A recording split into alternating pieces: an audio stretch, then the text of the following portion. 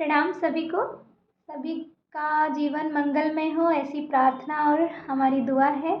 परम पूज्य गुरुदेव, परम वंदनीय माता जी, हे सर्वशक्तिमान परब्रह्म परमेश्वर, हे परम पिता, आप सबको प्रणाम। आप सबकी सूक्ष्म उपस्थिति में ये हमारे बीच स्वाध्याय तक आपकी कृपा से होने जा रहा है। सभी का आवाहन, सबको प्रणाम।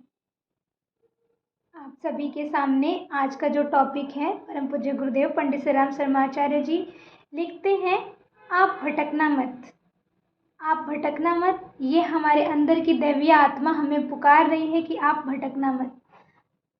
क्या होता है, कई सारी प्रलोभनों में, लोभ मोह में हम भटक जाते हैं, दुनियादारी में, रिश्तेदारों में हम भटक जाते हैं, लेकिन अंदर की अंतरात्मा हमें हमेशा पुकारती रहती है। अय्यासी में, मंडली में हम भटक जाते हैं। अंदर की अंतरात्मा हमेशा कहीं ना कहीं पुकारती और कहती है कि बेटा आप भटको मत, आप इधर आओ, आप इधर आओ। कभी अनायास ही आपका मन नहीं लगता है, कभी अनायास ही आपके मन में एक बेचैनी सी होती है। वो परमात्मा की पुकार होती है। परमात्मा हमें बार बार पुकारता है, हमें हमें अपनी राह चलाना चाहता है, लेकिन हम कहीं और भटक के जा रहे होते हैं। और ये भटकन कब आता है? जब हम अपने साथ नहीं बैठते हैं। लिखते हैं गुरुजी कि लोभों के झोंके, मोहों के झोंके, नामवरी के झोंके, यश के झोंके, दबाव के झोंके ऐसे हैं कि आदमी को लंबी राह पर चलने के लिए मजबूर कर देते हैं और कहाँ से कहाँ घसीट ले जाते हैं। लोभ, मोह। लोभ क्या? किसी चीज़ को पाने का लोभ। मोह, रिश्तों से कई बहुत सारा कष्ट हो रहा है, एक दूसरे की बुराई कर रहे हैं, फिर भी एक दूसरे के साथ रह रहे हैं, एक दूसरे से के पीछे, पीठ पीछे चुगली कर रहे हैं, एक दूसरे का गला काट रहे हैं। ये मोह है, मोह की जकड़न है, फिर भी ऊपर से निभा रहे हैं। और नामवरी के झोंके, नाम कमाना है मुझे, ना मेरा नाम हो, मुझे अपना गाड़ी दिखाना है, बंगला दिखाना है, मुझे अपना पद प्रतिष्ठा दिखाना है, यश के झोंके। ये सब ऐसे हैं कि आदमी को लंबी राह पर चलने के लिए मजबूर कर देते हैं और कहाँ से कहाँ घसीट ले जाते हैं। कईयों को आपने सुना होगा, आए दिन, अभी कुछ दिन पहले शायद न्यूज़ में आया था, कई लोग बहुत तेज़ी से बहुत अमीर हो जाते हैं और उनका अमीरीपन एक ही झटके में नीचे आके गिर जाता है। तो यहाँ गुरुजी लिखते हैं कि ऐसी झोंके जो हैं, ये हवा का झोंका लोगों को कहाँ से कहाँ घसीट के ले जाता है। आगे लिखते हैं गुरुजी, ये सामान्य आदमियों को घसीट ले जाते हैं। बहुत से व्यक्तियों में जो सिद्धांतवाद की राह पर चले, इन्हीं के कारण भटक भटक कर कहाँ से कहाँ जा पहुँचे। यह जो झोंके हैं लोभ मोह के, ये सामान्य आदमियों को घसीट ले जाते हैं। जो महान से महान व्यक्ति भी हुए हैं, जो सिद्धांतवादी रास्ते पे चले हैं, और उनको अगर कहीं भी लोभ मोह का झोंका झोंके, उस लोभ मोह का हवा थोड़ा सा भी लगा तो वो भटक के कहाँ से कहाँ चले गए। आगे लिखते हैं गुरुजी, तो हम सबके मन में एक सवाल उठ रहा होगा कि तो फिर क्या करें, हम ये सब ना करें। आप कमाइए, प्रेम से रहिए, बाहर घूमिए, सब कुछ करिए। गुरुजी लिखते हैं कि आप सब करिए, लेकिन सब करते हुए सम्यक रहिए, मतलब किसी चीज़ से आसक्ति ना हो, किसी चीज़ से चिपकिए मत कि ये रिश्ता है तो हर हाल में मेरे साथ लॉयल ही होगा, ये पैसा है या ये घर है तो ये मेरा ही रहेगा, ये गाड़ी है तो मेरे पास होनी ही चाहिए। किसी चीज़ में ऐसे आसक्ति मत करिए, अंदर से आनंदित रहिए और बाहर चीज़ें जितनी मिले उसमें संतुष्ट रहिए, कर्म करिए, संतुष्ट रहिए।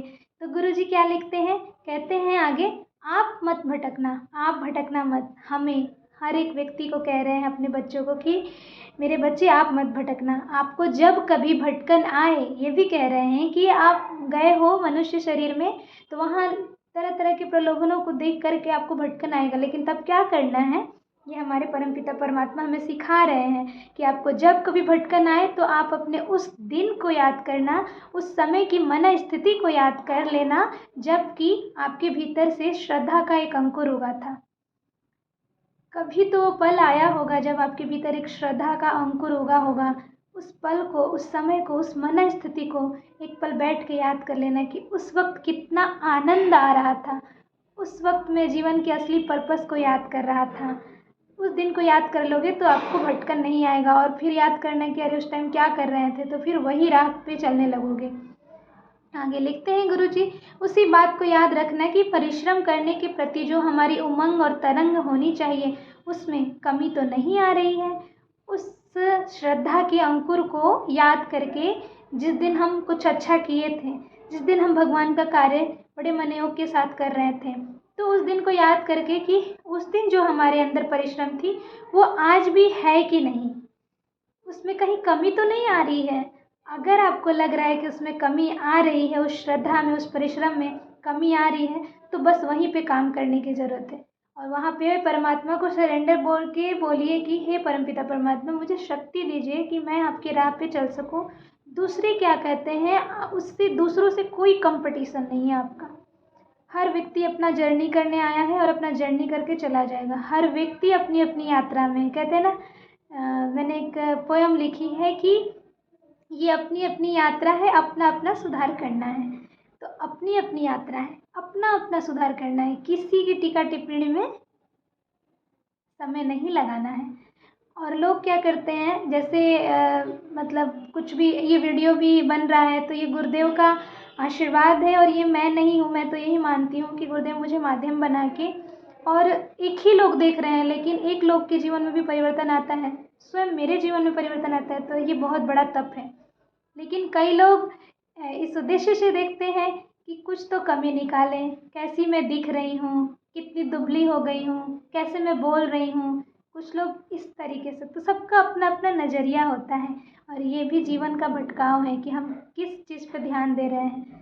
तो परमपिता परमात्मा से प्रार्थना कि जिस उद्देश्य के साथ, जिस एनर्जी के साथ ये स्वाध्याय हो रहा है, वो एनर्जी सबको मिले, सबको सबको जीवन में एकाग्रता मिले, सुख सौभाग्य मिले। सभी को प्रणाम, सबका जीवन मंगलमय हो। खूब खूब आभार। ओम शांति।